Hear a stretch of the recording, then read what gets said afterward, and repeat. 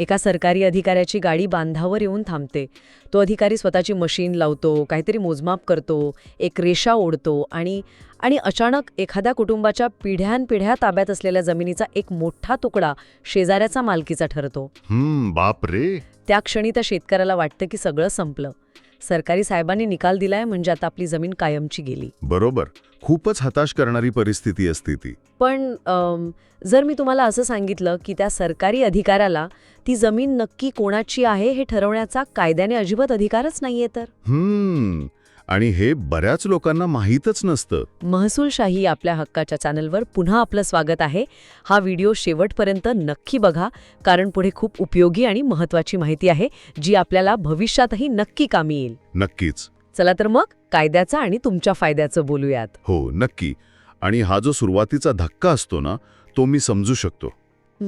जेव्हा एखादा सामान्य शेतकरी किंवा नागरिक पाहतो की त्याच्या 7/12वर त्याची अधिकृत नोंद आहे, पण शेजारी हळूहळू अतिक्रमणाची सुरुवात करतोय. बरोबर. तेव्हा तो न्यायाच्या अपेक्षेने मोजणीसाठी अर्ज करतो. आणि जेव्हा तोच निकाल विरोधात जातो, तेव्हा ती केवळ जमिनीची हार वाटत नाही, तर ती एक प्रकारची मानसिक हार वाटते. अगदी खरे. पण इथेच आपण कायद्याचा खरा अर्थ समजून घेण्याऐवजी भीतीला बळी पडतो. मोजणी अधिकाऱ्याने दिलेला निर्णय हा अंतिम असतो, हा केवळ एक भ्रम आहे. पण साहेब, म्हणजे आता बघा, सरकारी अधिकाऱ्याने मोजणी केली म्हणजे तोच अंतिम निर्णय नसतो का? नाही. आणि हा खूप मोठा गैरसमज आहे. याच कायदेशीर चौकटीला समजून घेण्यासाठी आपल्याला महाराष्ट्र जमीन महसूल संहिता 1966 या कायद्याचा आधार घ्यावा लागतो. अच्छा. या कायद्याची रचनाच मुळात शासनाचा महसूल गोळा करण्यासाठी आणि प्रशासकीय नोंदी ठेवण्यासाठी झाली आहे. या संहितेमधील कलम 135 हे या संदर्भात अत्यंत महत्वाचे आहे. कलम 135. हो, मी या कलमाची फोड करून 3 टप्प्यांत हे समजावून सांगतो. पहिला टप्पा म्हणजे या कायद्याची तरतूद काय आहे. बरं. तर कलम 135 नुसार जमिनीची हद्द निश्चित करणे, बांधाच्या खुणा करणे आणि त्या नोंदी अद्ययावत ठेवणे हा अधिकार महसूल अधिकाऱ्यांना आहे. म्हणजे सोप्या भाषेत सांगायचं तर फक्त रेकॉर्ड अपडेट करण्याचं काम त्यांच्याकडे आहे. अगदी बरोबर. आता दुसरा टप्पा, याचा अगदी गावरान किंवा सोपा अर्थ काय, तर हा अधिकारी केवळ जुने नकाशे, टिपण आणि फाळणी नकाशे यांचा अभ्यास करून प्रत्यक्ष जमिनीवर तो जुना कागदी नकाशा कसा बसतो एवढंच सांगण्याचं काम करतो. तो जमिनीचा मालक कोण हे ठरवणारा न्यायाधीश नाहीये. अरे चा, हे खूपच महत्वाचं आहे. हो. आणि तिसरा टप्पा, यामुळे शेतकऱ्याला काय फरक पडतो, तर मोजणी अधिकाऱ्याने जरी शेजाऱ्याच्या बाजूने हद्द दाखवली तरी तो अधिकारी तुमची त्या जमिनीवरची मालकी काढून घेऊ शकत नाही. म्हणजे तो मालकी हक्क हिरावून घेऊ शकत नाही? अजिबात नाही. मालकी हक्क हिरावून घेण्याचा अधिकार या कलमात महसूल अधिकाऱ्याला दिलेलाच नाहीये. एखादा प्रशासक न्यायाधीशाची भूमिका बजावू शकत नाही. प्रशासकाने आखून दिलेली रेषा ही फक्त जुन्या नकाशाची जमिनीवरील अंमलबजावणी असते. तो मालकी हक्काचा अंतिम निकाल नसतो. अगदी स्पष्ट शब्दात मांडले तुम्ही. हे 2 पूर्णपणे वेगळे स्तंभ आहेत. आणि म्हणूनच सर्वोच्च न्यायालय आणि विविध उच्च न्यायालयांनी वेळोवेळी अत्यंत स्पष्ट आणि ऐतिहासिक निर्णय दिले आहेत. कोणत्या निर्णय? या निर्णयांचा गाभा असा आहे की महसुली नोंदी, मग तो 7/12 असो, फेरफार असो किंवा मोजणीचा नकाशा असो, हे तुमच्या मालकी हक्काचे अंतिम पुरावे नाहीत. ते फक्त कर आकारणीसाठी शासनाने ठेवलेले रेकॉर्ड्स आहेत. मग जर महसूल विभागाचे कागद अंतिम पुरावे नसतील तर अंतिम मालकी ठरवण्याचा अधिकार नक्की कोणाचा आहे? तो अधिकार फक्त न्यायालयाचा असतो. कारण जर बांधावरून वाद झाला तर कुठेतरी एका ठिकाणी यावर अंतिम मोहर उमटणं गरजेचं आहे ना? हो ना. आणि तो अंतिम अधिकार फक्त आणि फक्त दिवाणी न्यायालयाला, ज्याला आपण सोप्या भाषेत सिव्हिल कोर्ट म्हणतो, त्यांनाच आहे. अच्छा, सिव्हिल कोर्ट. आणि हे मी हवेत सांगत नाहीये, तर याच महाराष्ट्र जमीन महसूल संहिता 1966च्या कलम 138 मध्ये हे स्पष्टपणे नमूद केले आहे. कलम 138. हो. कलम 138 नुसार दिवाणी न्यायालयाचा निर्णय हाच मालकी हक्काच्या संदर्भात अंतिम आणि सर्वोच्च मानला जातो. जर महसूल अधिकाऱ्याच्या मोजणीमुळे एखाद्या व्यक्तीच्या अधिकारांवर गदा येत असेल तर तो व्यक्ती थेट दिवाणी न्यायालयात दाद मागू शकतो. हां. आणि दिवाणी न्यायालयाचा निर्णय महसूल विभागावर कायदेशीररित्या बंधनकारक असतो. बाप रे, हे माहिती असणं खूप गरजेचं आहे. अशीच महत्त्वाची आणि उपयोगी कायदेशीर माहिती रोज हवी असेल तर महसूलशाही चॅनलला सबस्क्राईब करा, लाईक करा आणि शेअर नक्की करा. प्रश्न असेल तर कमेंटमध्ये नक्की विचारा. नक्कीच. हे समजून घेणं खूप गरजेचं आहे की आपल्याकडे दिवाणी न्यायालयाचा पर्याय कायम खुला असतो. पण साहेब, मला एका प्रत्यक्ष परिस्थितीवर चर्चा करायची आहे. बोला की. समजा प्रत्यक्ष बांधावर मोजणी सुरू आहे आणि एखादा सामान्य माणूस तिथे उभा आहे आणि त्याच्या हे लक्षात येते की अधिकारी चुकीच्या ठिकाणांहून किंवा चुकीच्या खुणा धरून मोजमाप घेत आहे.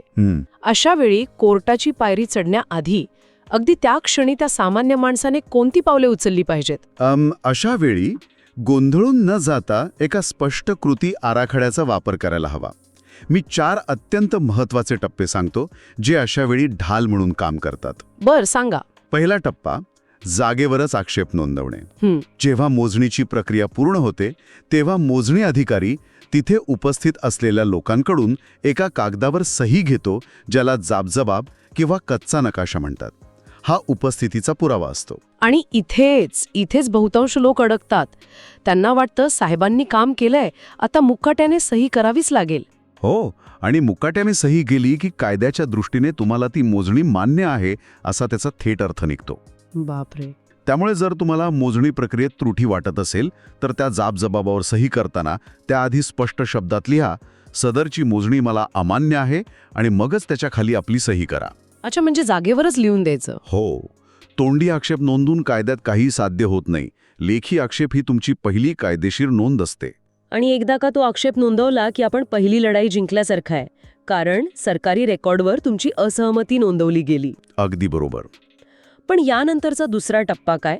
कारण अधिकारी तर त्याचा अहवाल पुढे पाठवणारच ना. हो, म्हणूनच दुसरा टप्पा सुरू होतो, जो आहे अपील करणे. सामान्यतः पहिली मोजणी अमान्य असेल तर तुम्हाला 30 ते 60 दिवसांच्या आत तुमचे जुने नकाशे घेऊन जिल्ह्याच्या स्तरावर अधीक्षक भूमी अभिलेख म्हणजे DSLR, जे जिल्ह्याचे मोजणी साहेब असतात, त्यांच्याकडे दाद मागावी लागते. जिल्ह्याच्या साहेबांकडे. हो, तिथे तुम्हाला रीतसर मोजणीचं चलन भरून दाद मागावी लागते. इथे मला एका गोष्टीवर जोर द्यायचा आहे. मोजणीला उभे राहताना किंवा अपील करताना जुन्या कागदपत्रांचं महत्त्व किती असते? ते खूप महत्त्वाचे असतात. कारण नुसतं मला वाटतंय म्हणून मोजणी चुकीची ठरत नाही. याला मी नेहमी एका उदाहरणाशी जोडते. समजा एखाद्या पुस्तकातील स्पेलिंग चुकीचं आहे हे सिद्ध करायचे असेल तर तुम्हाला स्वतःसोबत डिक्शनरी ठेवावीच लागते. हा, बरोबर. त्याशिवाय तुम्ही फक्त शब्दांचा वाद घालत आहात. म्हणजे जुने टिप्पण किंवा नकाशे न काढता मोजणीला उभं राहणं हे डोळ्यांवर पट्टी बांधून युद्ध लढण्यासारखं आहे. हे अत्यंत समर्पक उदाहरण आहे. तुमचे जुने नकाशे, जुने टिप्पण हीच तुमची डिक्शनरी आहे. आता समजा जिल्ह्याच्या स्तरावर DSLRS यांच्याकडेही न्याय नाही मिळाला तर? तिथेच थांबायचे नाही. अच्छा, पुढेही जाता येतं? हो. तिसरा टप्पा आहे उच्चस्तरीय चौकशी. तुम्ही या निर्णयाविरुद्ध उपसंचालक भूमी अभिलेख यांच्याकडे जाऊ शकता. बरं. आणि तिथेही काही नाही झालं आणि शेजारी जबरदस्ती करत असेल तर चौथा आणि सर्वात महत्त्वाचा टप्पा थेट न्यायालयाची पायरी चढणे. म्हणजे सिव्हिल कोर्ट. हो, तुम्ही थेट दिवाणी न्यायालयात जाऊन मनाई हुकूम म्हणजे ज्याला आपण इंजंक्शन ऑर्डर म्हणतो तो आणू शकता. मनाई हुकूम म्हणजे ज्याला आपण जैसे थे परिस्थिती ठेवण्याचा आदेश म्हणतो. बरोबर. अगदी बरोबर. आणि तुम्ही कोर्ट कमिशनर मार्फत नवीन मोजणी सुद्धा मागू शकता. हे ऐकल्यानंतर खरोखरच एक आत्मविश्वास मिळतो. पण साहेब, आपण एका व्यावहारिक समस्येकडे वळूया जी गावागावांत बघायला मिळते. बोला. गावात बरेच दलाल फिरत असतात जे म्हणतात की आम्ही साहेबांना मॅनेज करतो, तुम्ही फक्त पैसे द्या. यात किती तथ्य आहे? हे दलाल खरंच मोजणी मॅनेज करू शकतात का? हा एक अतिशय भयंकर सापळा आहे. पूर्वीच्या काळी जेव्हा मोजणी ही लोखंडी साखळीने केली जायची तेव्हा मानवी चूक किंवा हस्तक्षेप शक्य होता. तेव्हा शक्य होतं. पण आजकाल मोजणी ही अत्याधुनिक सॅटेलाइट आणि ETS, ज्याला आपण रोव्हर मशीन म्हणतो, त्याद्वारे होते. अच्छा, म्हणजे डिजिटल मशीन. हो, हे मशीन थेट अंतराळातील सॅटेलाइटशी जोडलेले असते आणि जमिनीचे कोऑर्डिनेट्स पकडते. त्यामुळे दलालांच्या भूलथापांना बळी पडू नका. तुम्ही माणसाला मॅनेज करू शकता पण सॅटेलाइटला कसं मॅनेज करणार? हां बरोबर आहे. सॅटेलाइटला लाच देता येत नाही. हो ना.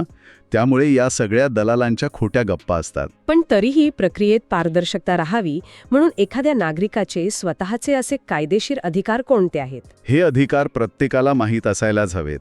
मी 3 महत्त्वाचे अधिकार सांगतो. पहिला अधिकार, नोटीस मिळणे.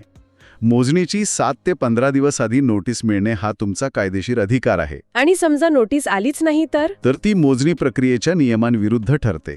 दुसरा अधिकार, जेव्हा मोजणी अधिकारी येतो तेव्हा तो कोणते जुने नकाशे वापरत आहे हे तपासण्याचा तुम्हाला अधिकार आहे. म्हणजे आपण ते बघू शकतो. हो.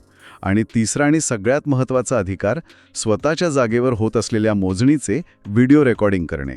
अरे वा, म्हणजे आपण स्वतःच्या मोबाईलवर शूटिंग करू शकतो? अगदी हक्काने करू शकतो. मोजणी प्रक्रियेत पारदर्शकता राहावी म्हणून हे रेकॉर्डिंग करणं हा प्रत्येक नागरिकाचा अधिकार आहे. म्हणजे उद्या कोणी शब्दावरून फिरू नये म्हणून हे उत्तम आहे. नक्कीच. फक्त एक शिष्टाचार म्हणून अधिकाऱ्याला पूर्वकल्पना द्यावी की मी रेकॉर्डिंग करत आहे. आजच्या या चर्चेने खरोखरच अनेक गुंतागुंतीचे विषय सोपे केले आहेत. म्हणजे आपण पाहिलं की कधीही कोऱ्या किंवा चुकीच्या कागदावर मुकाट्याने सही न करणे, दलालांपासून दूर राहणे, आपले जुने नकाशे गोळा करणे आणि गरज पडल्यास दिवाणी न्यायालयात दाद मागणे. हो, हे अत्यंत महत्त्वाचे टप्पे आहेत. मित्रांनो, यापुढील व्हिडिओसाठी तुम्हाला कोणता विषय आवडेल ते आम्हाला नक्की सुचवा. आमच्या व्हॉट्सॲप आणि टेलिग्राम ग्रुपमध्ये सामील व्हा.